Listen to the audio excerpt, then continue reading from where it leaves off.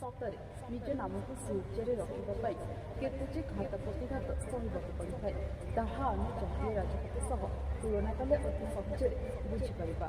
ଜାତୀୟ ରାଜପଥ ତିଆରି କରିବା ପାଇଁ କେତେ ଯେ କୁଶଳୀ ତାଙ୍କ ପ୍ରାଣପଣେ ଚେଷ୍ଟା କରି ସମ୍ପୂର୍ଣ୍ଣ କରିବା ପରେ ମଧ୍ୟ ସେହି ରାଜପଥରେ ଯଦି କିଛି ମନୁଷ୍ୟଗତ ଦୁର୍ଘଟଣା ଘଟିଥାଏ ଆମେମାନେ ସମସ୍ତେ ସେହି ରାଜପଥରେ ଦୋଷ ଦେଇଥାଉ।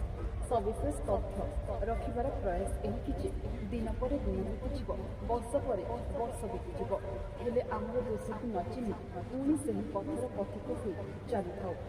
ଚାଲନ୍ତୁ ନୂତନ ବର୍ଷରେ ଆମେମାନେ ସବୁ ମିଶିକି ପ୍ରତିଜ୍ଞା କରିବା ଯେ ସର୍ବଦା ଅନ୍ୟର ଦୋଷକୁ ନ ଦେଖି ନିଜର ଦୋଷକୁ ଦେଖିବା ଏବଂ ତାକୁ ସୁଧାରିବାକୁ ଚେଷ୍ଟା କରିବା। ତ ନୂତନ ବର୍ଷରେ ଜଗନ୍ନାଥଙ୍କ ପାଖରେ ମୁଁ ପ୍ରାର୍ଥନା କରୁଛି କି ଆସୁଥିବା ନବବର୍ଷ 2025 ଆପଣମାନଙ୍କ ପାଇଁ ଶୁଭମୟ ଏବଂ ମଙ୍ଗଳମୟ ହେଉ। ରଖୁଛି ଜୟ ଜଗନ୍ନାଥ।